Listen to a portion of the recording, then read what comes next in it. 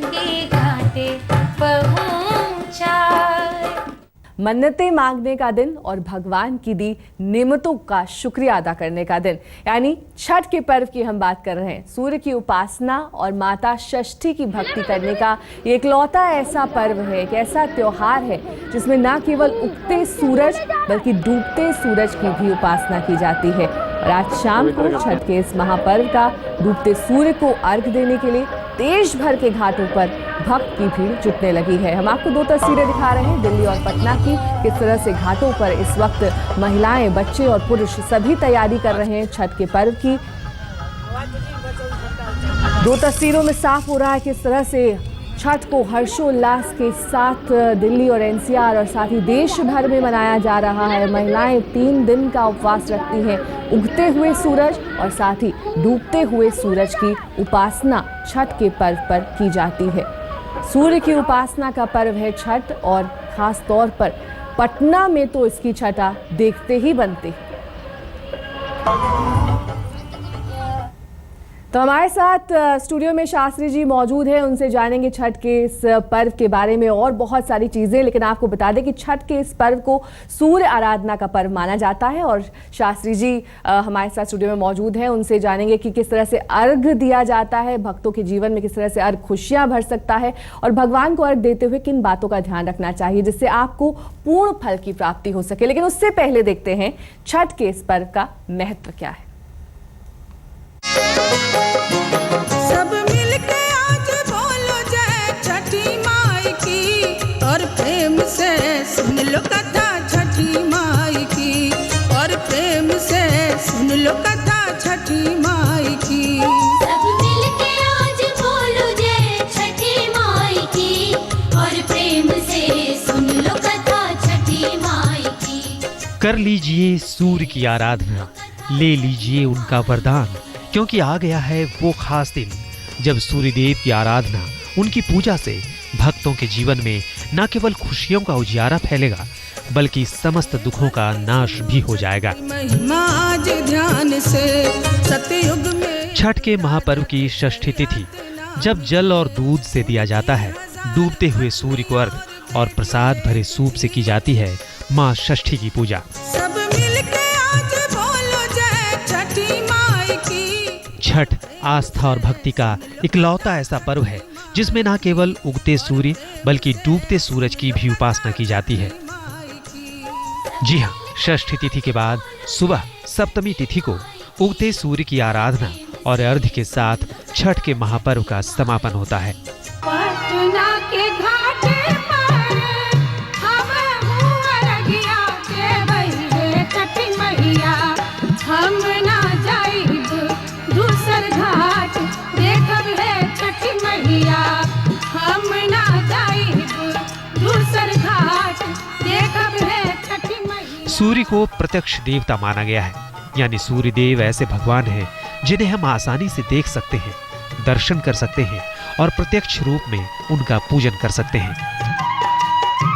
इसी वजह से छठ पूजा पर सभी पवित्र नदियों पर सूर्य देव को प्रसन्न करने के लिए श्रद्धालु पहुंचते हैं और जल अर्पित करते हैं। सूर्योदय और सूर्यास्त के समय सूर्य पूजन किया जाता है। मान्यता है कि छठ देवी भगवान भास्कर की बहन है और उन्हीं को प्रसन्न करने के लिए जीवन में सूर्य व जल की महत्ता को मानते हुए उन्हें साक्षी मानकर कार्तिक माह के शुक्ल पक्ष की षष्ठी को भगवान सूर्य की आराधना तथा उनका धन्यवाद करते हुए माँ गंगा, यमुना या किसी भी पवित्र नदी या तालाब के किनारे अर्घ्य दिया जाता है।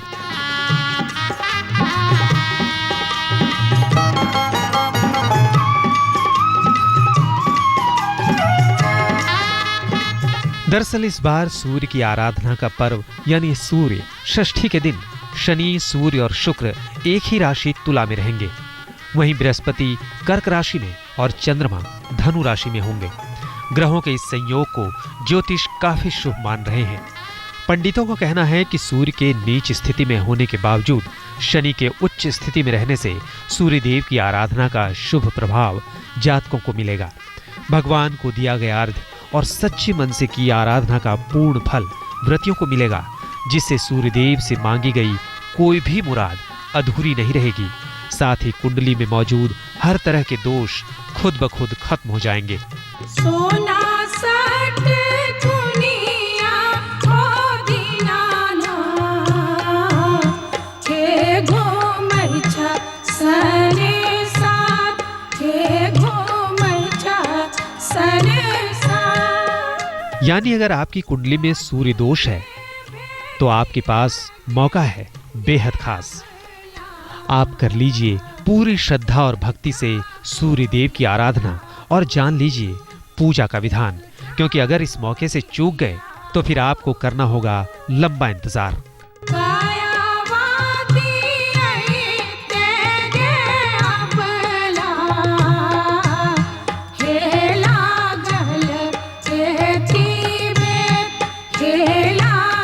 आज तक ब्यूरो।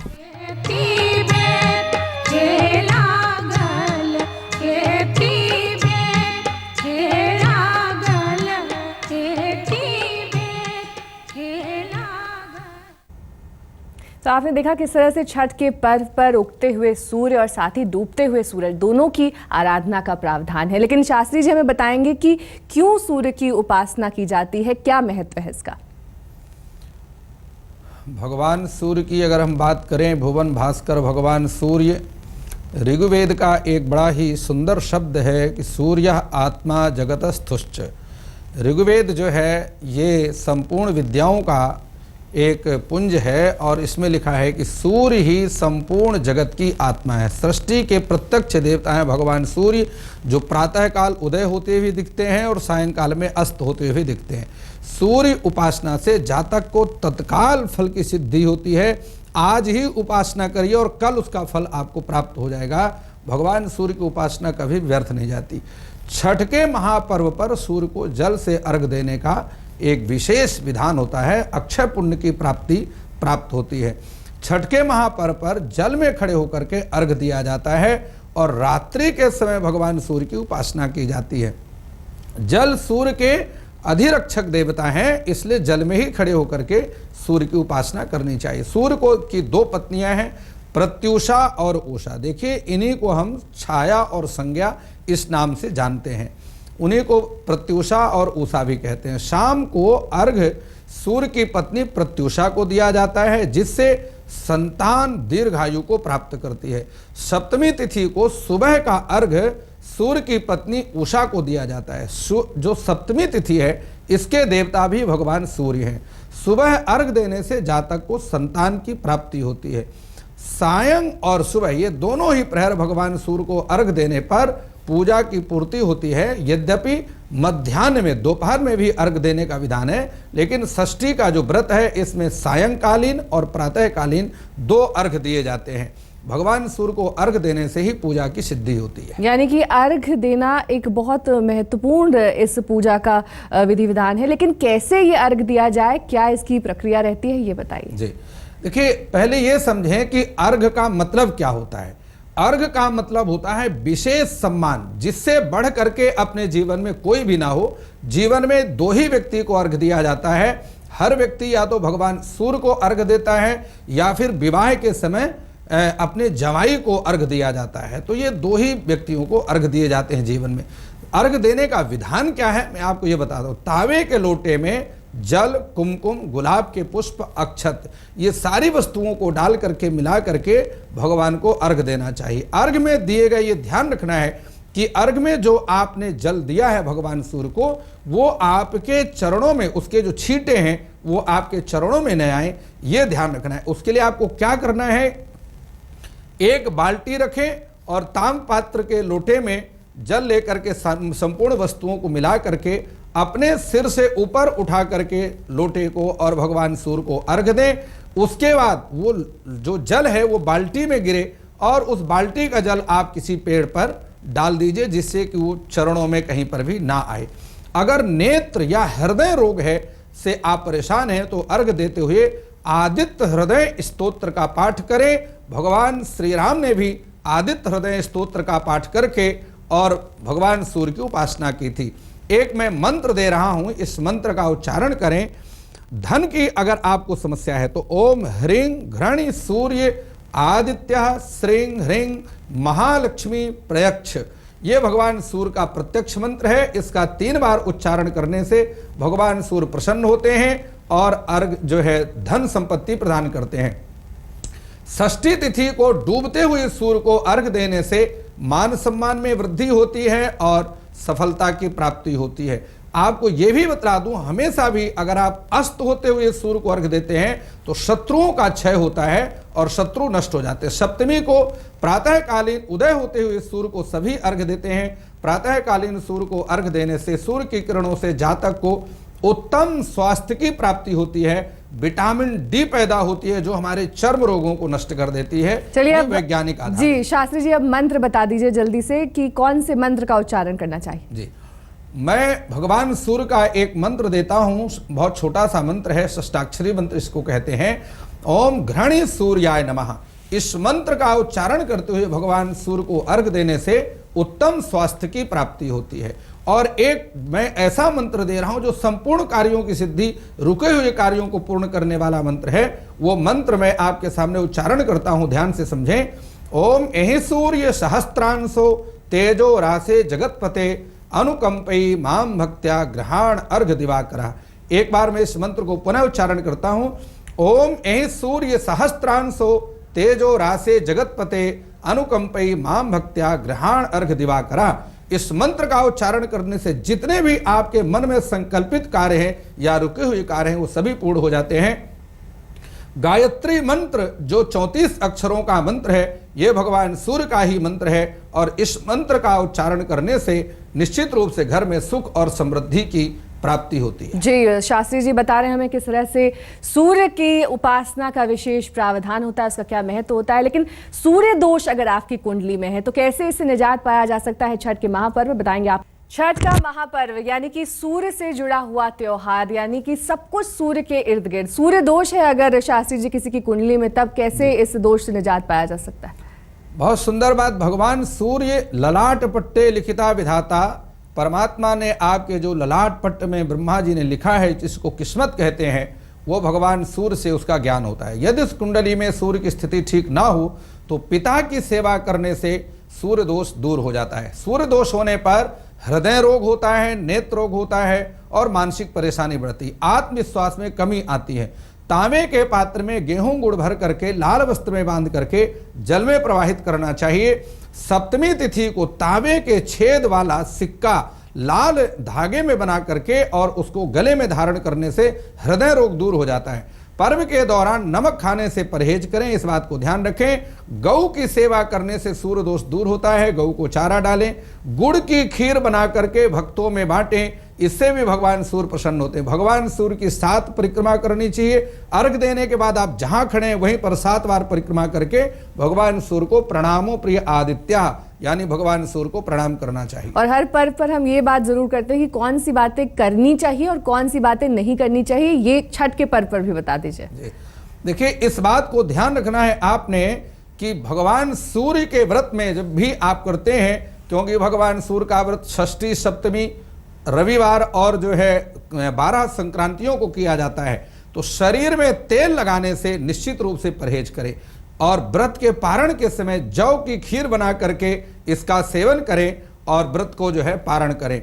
एक बात और आपको बता दूं कि जौ को दूध से धो करके और मिट्टी के बर्तन में भर दें। 1 किलो जौ लेकर उसको दूध से धो करके मिट्टी के बर्तन में भर करके और उस मिट्टी के बर्तन के साथ ही पूरे जौ को जल में प्रवाहित कर दें। इससे भगवान सूर्य प्रसन्न होते हैं। ब्रह्मचर्य का पालन करें, आचार विचार और व्यवहार ये सभी बातों को शुद्ध रखें।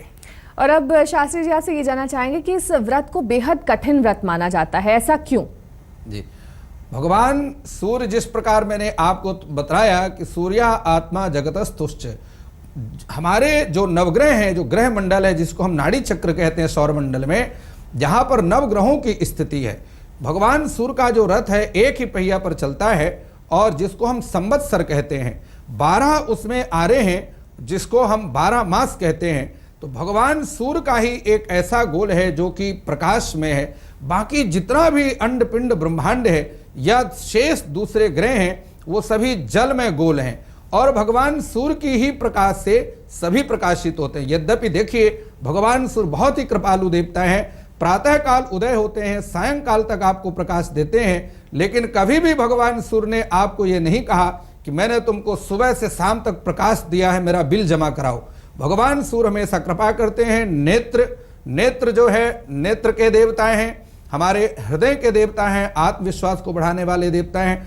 और सूर्य के अलावा पंचदेव, जितने भी पंचदेव हैं, इन पंचदेवों में भगवान सूर्य की ही उपासना है। गायत्री मंत्र के द्वारा हम भगवान सूर्य की ही उपासना करते हैं, वेद पाठ के द्वारा भगवान सूर्य की उपासना करते हैं। आप देखिए भगवान श्री राम ने, भगवान श्री कृष्ण के पुत्र सांब ने और यहाँ तक कि हनुमान जी ने भी भगवान सूर्य की उपासना की। यानी कि सूर्य उपासना का पर्व है छठ, और अगर आपको पूर्ण फल की प्राप्ति करनी है छठ के महापर्व पर, लेकिन किसी कारणवश आप व्रत नहीं रख पा रहे हैं, तब हम आपको बताएं छठ का व्रत बेहद कठिन माना जाता है। ऐसे में कुछ लोग अपनी व्यस्तता के कारण व्रत नहीं रख पाते हैं, लेकिन पूर्ण फल की प्राप्ति चाहते हैं। ऐसे में शास्त्री जी बताएं उनके लिए उपाय। जो भगवान सूर्य के इस षष्ठी का व्रत नहीं कर पाते हैं, उन्हें चाहिए कि बाहर आकर के भगवान सूर्य के उदय और अस्त होते हुए भगवान सूर्य को प्रणाम अवश्य कर लेना चाहिए। व्रतधारियों को ये चाहिए कि जो व्रत करके आ रहे हैं लोग, उनको, या जो व्रत करना चाहते हैं, अगर आप स्वयं व्रत नहीं कर सकते तो उनको आर्थिक रूप से मदद करके और उनकी सेवा अपने सामर्थ्य के अनुसार करें।